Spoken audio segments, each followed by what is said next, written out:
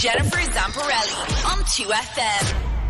My next guest, she is an expert in sports psychology, and she is going to need all of that expertise because later this year, Dr. Karen Weeks is going to attempt to row solo across the Atlantic, and no woman has ever done this before. Karen, how are you?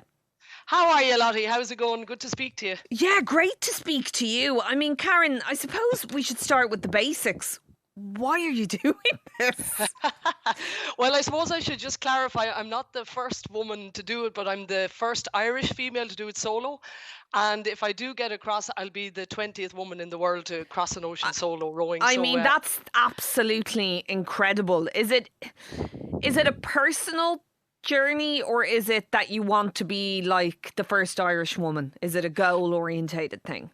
No, it's not goal orientated in that perspective. Like, I genuinely have no interest in records and all that sort of stuff. But I've been doing endurance journeys for the last 20 or 30 years.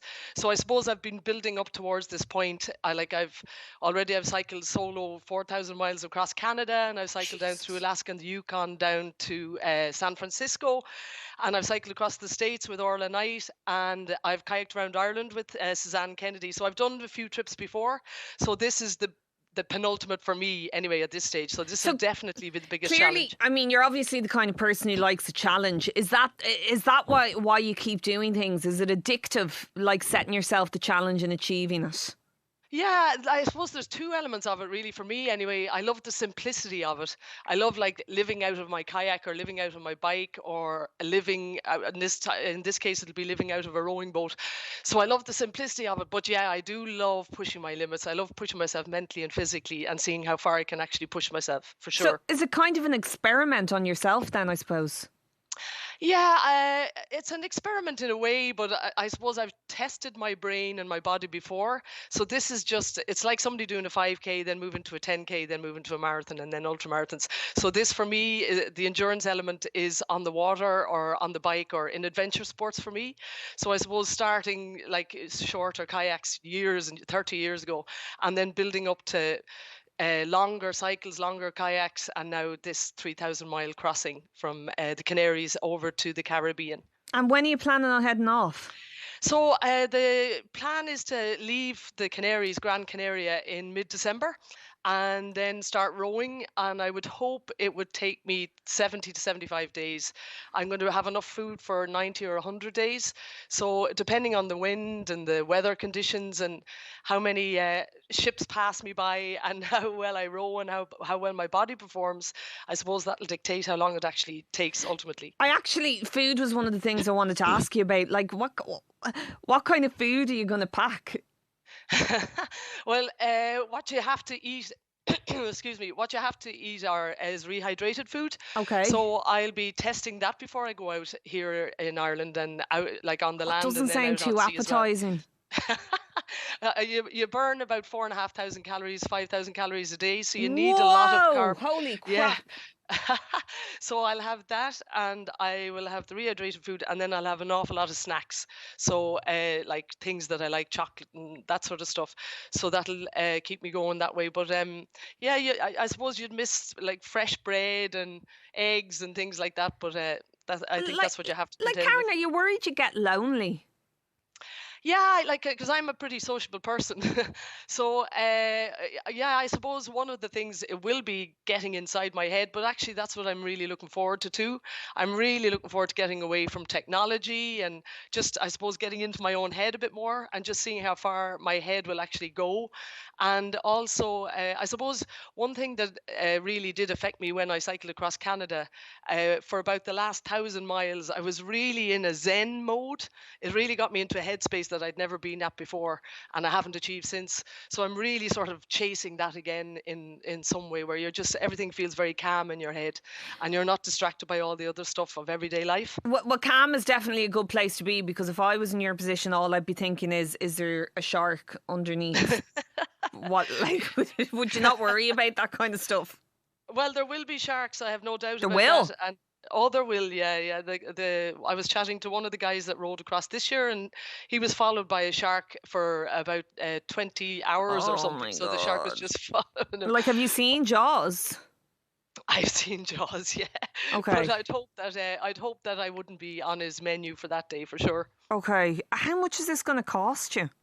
So this is a really really expensive trip. All my other trips have been self-sufficient and self-funded. So like this time we're looking for corporate sponsors. We have Somex Automation from Cork. They're on board so far. They're our first corporate sponsor, and people are really being very good on GoFundMe as well. But we are definitely looking for more corporate sponsors if they want to get involved. So they could maybe check out our website on SHECANDO2021.org. The project is called She Can Do 2021. Okay. And so basically, the background to that, Lottie, is that I'm trying to encourage other females to push their limits and take part in a bit of adventure sport as well.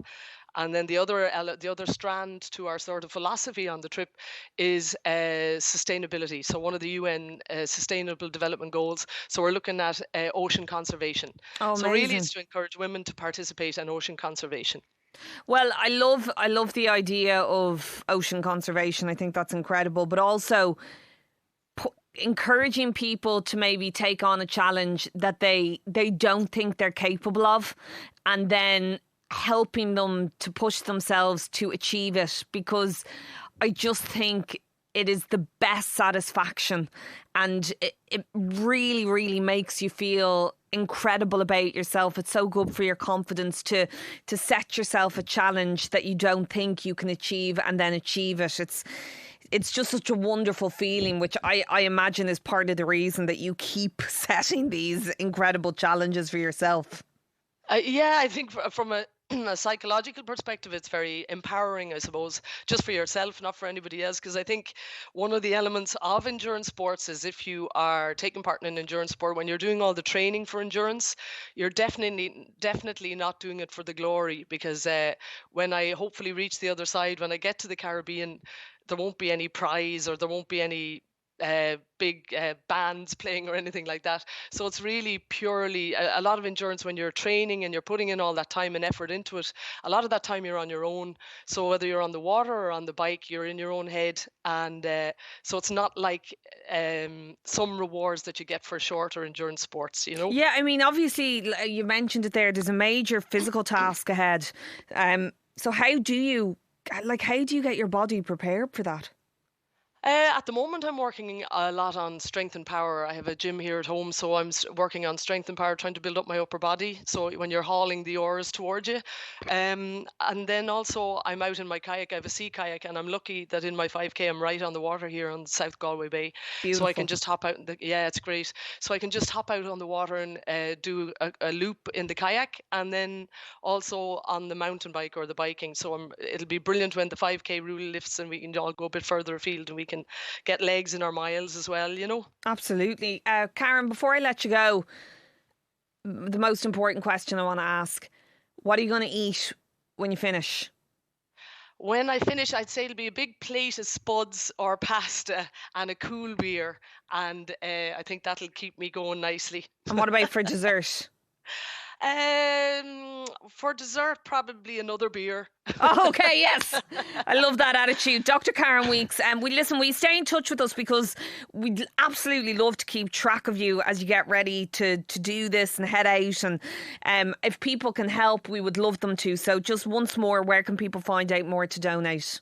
Yeah, thanks a million, Lottie. I appreciate that. If people want to go to SheCanDo2021.org, they'll get all the information there. And they can follow us on Facebook and Instagram and Twitter on SheCanDo2021. Well, We're on all keep those in touch handles. with us, Karen, and thank you so much for joining us today. Jennifer Zamparelli on 2FM.